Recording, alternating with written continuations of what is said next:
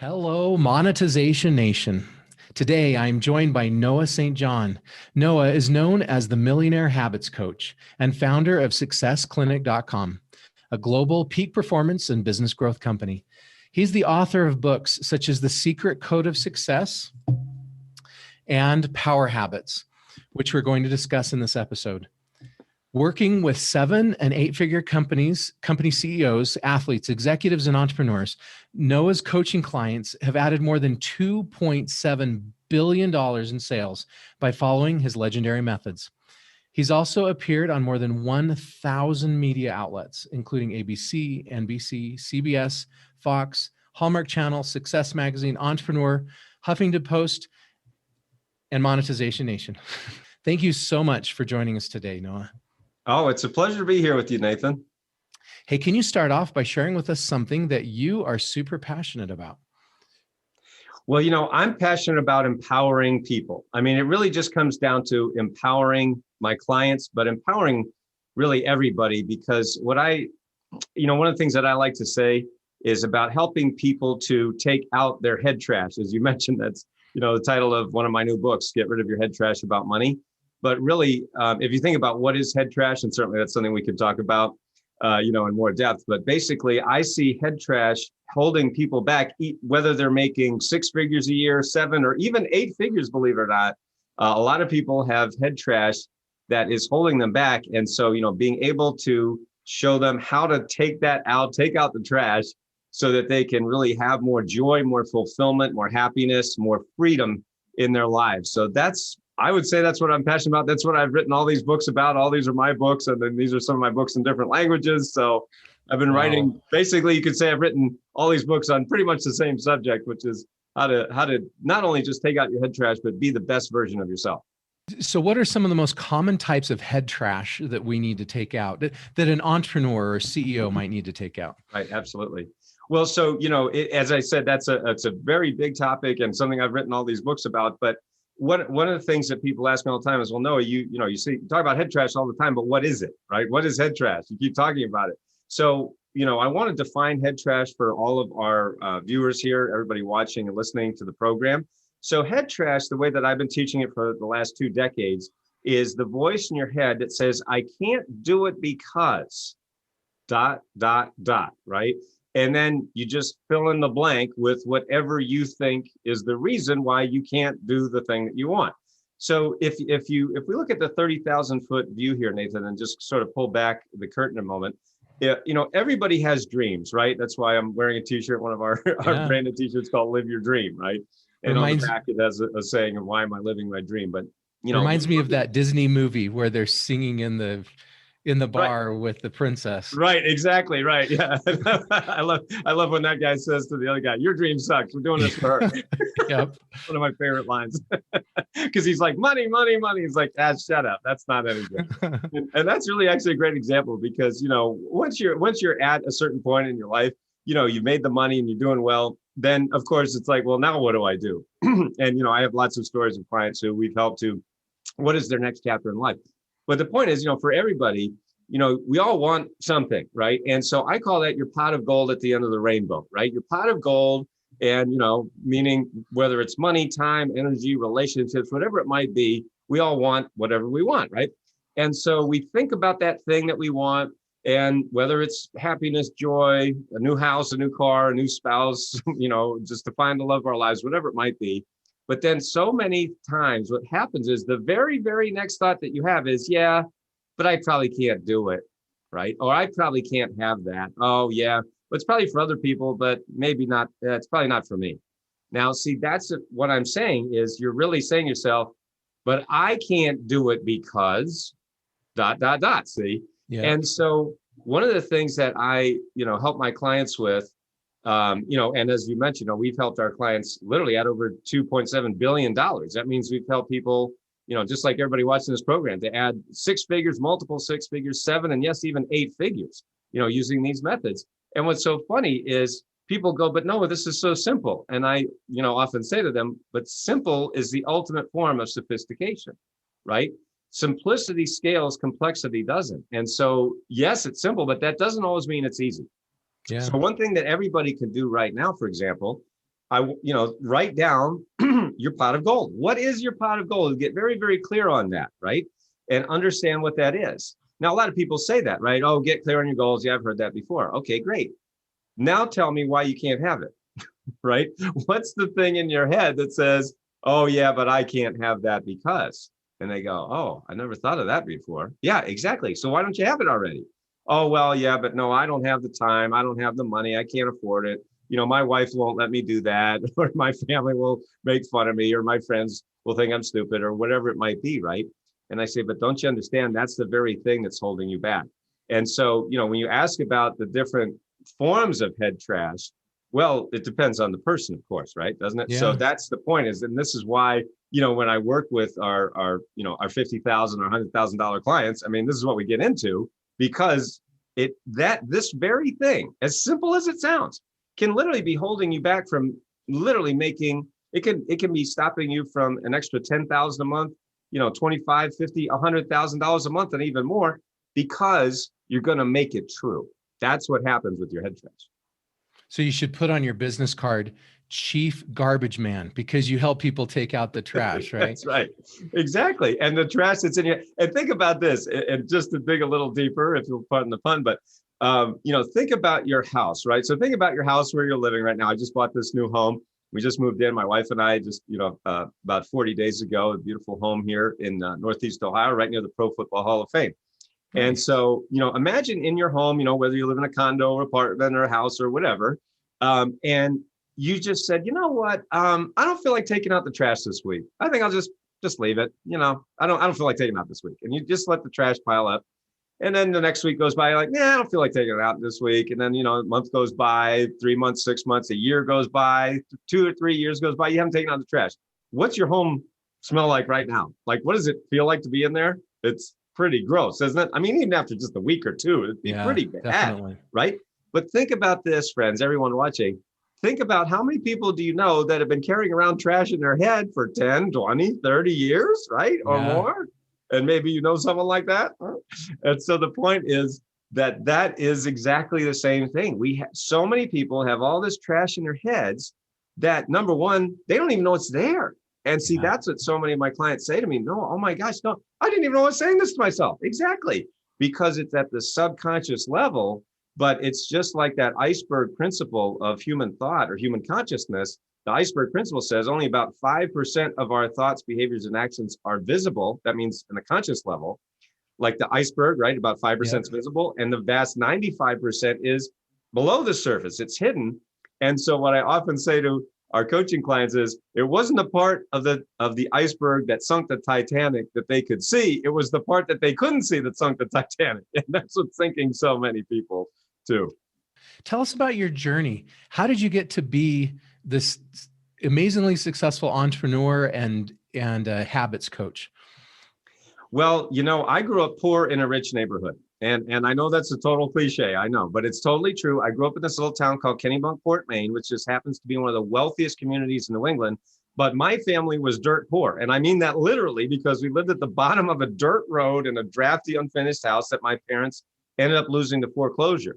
So from a very young age, I was painfully exposed to the gap, the chasm between the haves and the have-nots. The haves was everyone else in the community, and the have-nots was my family. So, you hear speakers, they get on stage and they'll say something like, well, we were poor, but we were happy. We didn't know we were poor. Well, in my family, we freaking knew we were poor because my mother, bless her heart, reminded us every day that we were poor and miserable. So no, it wasn't happy. It sucked.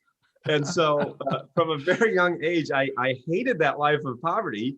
And I wanted to get out of that because I saw right down the street, there was great wealth and abundance. And I said, how the heck do I get from here to there, right?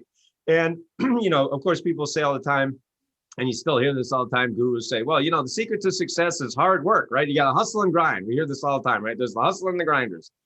And I mean, these are good friends of mine, so I love those guys. But the point is, they say, well, the secret to success is just work, work, 12, 14, 18 hours a day. And I go, you're full of shit, because my parents worked all the time and they never became successful. So no, that is not right. I grew up with that, and no, that's not the secret. Amazing point. Yeah. Hard work is not the point. It's nothing. It's nothing. I'm not saying you shouldn't work hard, but there's working hard and working smart and working strategically, right? And I mean, if you don't have a strategy, the analogy I always like to give is that it's like you're trying to build a house and you're working really hard and you're slapping boards together. All right, we'll get up in the morning, we slap boards together and hope a house shows up there. And you're like, that's not a house, right? Why? Because you don't have a plan. You don't have a strategy, right? And you might not even have the right tools either, right? Maybe you got a rock and some nails or something, and you're not going to make it. It's not going to happen. And so meanwhile, you got people right down the street, they're going, and you got the right plan and the right tools, and they got the people and the system and the support. And you're like, gee, wow, how come it looks so easy when they do it? Well, when they don't tell you what to do, it makes it really hard. So anyway, long story short, because I hated that life of poverty and I wanted to get out of it, I did the only thing that I knew to do. Now, you could probably guess by now that I'm probably like the nerdiest nerd in the industry, the personal and business growth industry. They call me like the Sheldon Cooper of self-help because I'm such a nerd. And you can see that I'm surrounded by books, here in my office. And I've always loved books. I mean, now I've got books that I've written too, not just from other people. But, when I was a kid, I always loved reading books. And so I went to the library, started reading every book on success and, self-help, Dale Carnegie, Napoleon Hill, all the classics of self-help, Yes. And then, I really, really tried to put it to work. I did work hard. I was working hard, but I really never saw any success. I was so frustrated that at the age of 25, I decided to commit suicide. I decided to take my own life. Oh, man. Because I was so depressed, frustrated, lonely, and angry because I've been like, I'm working so hard and why do I have nothing showing up, no success. And so anyway, at the very last moment, my life was spared and I didn't take my own life, as you can see. So, and I do tell that story in my books like Power Habits and Secret Code, as you mentioned. But anyway, long story short, when my life was spared, I said, okay, I've got to find why I'm here on the earth because I don't know what my purpose is. I don't know why I'm here. And so I went on another long journey of about 5 years where I just was reading every book on spiritual growth. So the first journey was more like an outer journey, trying to be successful, in the outer world. And that really didn't work for me. And then I went on the inner journey, trying to find my purpose. Why am I here? And reading books by authors like Ernest Holmes and Neil Donald Walsh and Louise Hay and people like that, right? And so in 1997, over 2 decades ago, that's when I really had the 2 epiphanies that changed my life and gave me what is my purpose here on the earth. And that was when I wrote my very first book entitled Permission to Succeed, which is right there. But anyway, so I actually met Jack Canfield back then in 1998. I had self-published a book in 1997. So yeah, I've been doing this for actually my company. I started my company, successclinic.com. I launched that website in 1997, 98. So believe it or not, my company is actually 7 months older than Google, which is amazing. So I accidentally ended up starting one of the very first business and personal growth websites on the internet, just not even knowing what I was doing, just really having a dream, really just having a dream and a vision and a burning desire to make a difference, to help people have that impact all around the world. And so then I met Jack at an awards ceremony. He read my self-published book, which was the ugliest book you've ever seen. There was no Kindle on demand, Kindle publishing back then. It was nothing. It was the ugliest book. It was really awful. But he loved it, and he's like, wow, this looks awesome. And he sent it, Jack did, he sent it to the Chicken Soup publisher. And that's how my very first book was published by the Chicken Soup publisher back in 1999. Wow. So literally, I started out as one of the youngest kids doing this, and now I'm one of the OG.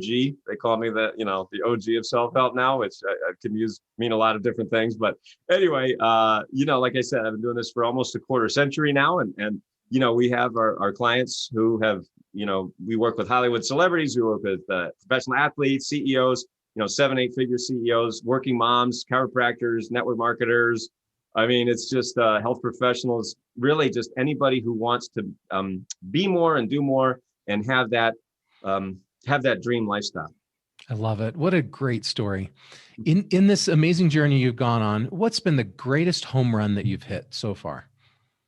I think my greatest accomplishment has been my discovery of affirmations, this is my book from Hay House there, the book of affirmations, and which is not affirmations. I'm not saying it wrong. It's the word affirmations that I invented back in 1997. That was one of the things that my epiphanies that I mentioned.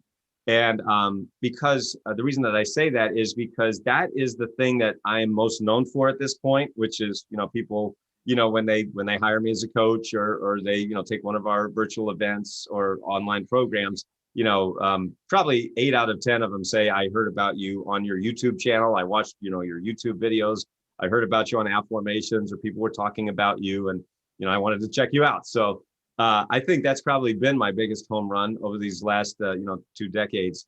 And something that I do hope will, outlive me and, be a legacy, that I hope will last. And like I said, will outlive me, because it really is. It's so simple, but yet it's very powerful. It's a very powerful way to change your brain and to change your habits and change your life. So I think that's probably been my biggest home run. Yeah. You want to give us a quick explanation of what an affirmation is? Oh, absolutely. Yeah, sure. So everybody knows, of course, everybody watching this program, I'm sure, knows what an affirmation is, right? An affirmation is a statement of something you want to be true. So like at my private workshops with clients, or, in my virtual trainings or live events, I'll often have my audience members, I'll say, okay, now we're going to say an affirmation, just like they taught us, like the gurus taught us, right? And so we'll use a classic affirmation, right? And I say, okay, everybody say, I am rich, right? And everybody goes, I am rich. And you know what happens next? Everybody starts laughing. And I go, what are you laughing at? And they say, well, I'm not rich. And they go, and I say to them, well, you just said you were. And they go, yeah, but I don't believe it. And see, now that's the problem, right? That is actually the problem with the old method, which is you say these statements just like they told us to, right? But we don't believe it a lot of times, right? So you say, I'm happy, I'm rich, I'm successful. And see, this is what I did. I did that all those years that I was talking about, all those years that I was on that journey. And because every book, literally every book in self-help says the same thing. Well, use an affirmation, put in the positive, pull out emotion, you've heard this a million times. And so I'm happy, I'm rich, I'm successful. No, I'm not. I'm broke and miserable. I'm happy, right? So it's like, what the hell's wrong here, right? So I was so frustrated. And so one morning in April 1997, I was in the shower and I was thinking about this. And in my books, my online programs, I call it the shower that changed everything. The shower that changed everything. So that aha moment in the shower. I'm sure probably everybody watching has had, at least one of those aha moments in the shower. Well, this is definitely one that really changed my life. And so, so I realized that we're going around making statements we don't believe, when the human mind actually responds automatically to something even more powerful, which is questions. So I said, why are we going around making statements we don't believe when the human mind responds automatically to questions? And I said, yeah, that doesn't make any sense. And it's just because they told us to. I said, but well, what if they're wrong? And then I said, because it's that thing that everybody believes. It just like, for thousands of years, humans believed that the earth was flat. Right? Well, of course it's flat. Dumb. Walk outside and look at the earth. It's flat. What's wrong with you? Right? And then a guy named Columbus comes along. He says, hey, guys, I think it's round. Right? And of course, well, he's crazy. And then, for thousands of years, humans believed that the earth was the center of the universe and the sun goes around the earth. Right? I mean, duh, just walk outside and look, the sun goes around the earth. I mean, what's the problem? Right? And then a guy named Galileo comes along with a telescope and he goes, guys, I hate to tell you this, but the earth's going around the sun. And he's like, what? Throw him in jail. He's crazy. Right? So the point is, sometimes we have to question these assumptions, right? That everybody just believes because that's what they say. So sometimes it's important to question your assumptions, what everybody says just because they said it. So I was thinking about this in the shower and I said, wait a minute, this doesn't even work. Why are we doing this? Why don't we do it the easy way? Why don't we do it a much simpler way? And I said, well, what would it look like? And I said, well, let's see, you got the statement or affirmation, I am rich, which your brain says, yeah, right. Right. In my books and my training programs, I actually call it the yeah, right response, because your brain literally goes, yeah, right. And so I said, well, how could we circumvent the yeah, right response? How can we get around that? And you do it by asking a question. So instead of saying, I am rich, which your brain says, yeah, right. What if you said, why am I so rich? Why am I so rich? And your brain goes, huh? What? And you think about that. And then if you think about what most people are doing, what are they doing? They're focusing on what they don't have, right? They're focusing on what they lack. Well, when you focus on lack, what do you get? More lack, right? More experience of not having. So when you focus on what you have, what do you get? More having. So I said, if you make an affirmation, using my affirmations method, then actually what you can start to do, what you will start to do, is you'll start to focus on what you have instead of what you lack. And then when you focus on what you have, what do you get? More having. Right. And so this is literally how using this method and my power habit system, which, as you mentioned, is in, my book on power habits, but, really that's what we do is I realized that I had been focused my whole life on what I don't have because I grew up in poverty, right? That's what I was trained to do, not on purpose, but that's what I was trained to do. So I had to move everything to focus on what I have, even when I didn't have anything. And so using this method and, my power habit system is how I went from when I discovered all this stuff. And when I, in fact, wrote that first book, I was in a 300 square foot basement apartment, right? In 1997. And I realized, wait a minute, we've been taught wrong. So all these years later, now I'm in a 5,700 square foot home at the top of a hill, near the Pro Football Hall of Fame. So, that long journey is really a function of the fact that what can happen when you stop focusing on what you don't have and you start to focus on what you have, even when it appears that you don't have anything, but you focus on the fact that, in fact, you do have something, but you just got to use that methodology so that you can have more and stop focusing on what you think you don't have. What is the biggest failure or mistake you've had in your journey, and what did you learn from it? My biggest mistake has always been trusting people too long when they prove to me that they shouldn't be trusted. And I have a book right here on my desk called The Disease to Please. And the reason that's on my desk is because I'm a recovering people pleaser. She likes to say in the book, a recovered people pleaser. I don't know that I'll ever be recovered. So, I hope so. But right now I'm still in recovery. And I've been working on this for these many years. So my point is that, because I'm such a people pleaser naturally, that's how I was raised, to be a people pleaser. So when someone would, let's say when I would hire somebody, whether it's to do my marketing or whatever, or publicity or PR or whatever, and I would just trust them that they would do it because they said they would do it. And that was really dumb on my part. I was like, I should have done better homework, better research, but I just trusted them. And so then I would pour lots of money in and the person wouldn't get any results. And I'd keep pouring money in and I keep trusting them. And long story short, that's what really hurt me a lot, was not listening to my intuition and being too scared, too afraid to really confront the person because I, wanted them to like me, which is really dumb. It's very stupid.